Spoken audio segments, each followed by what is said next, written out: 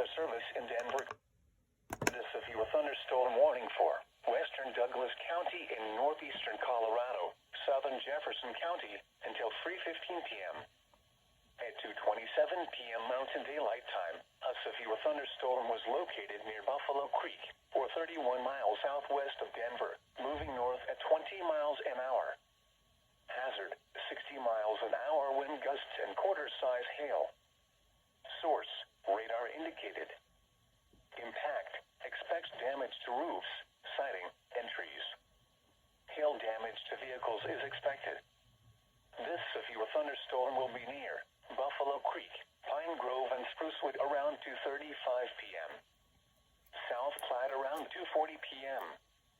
Other locations in the path of this severe thunderstorm include Roxborough Park.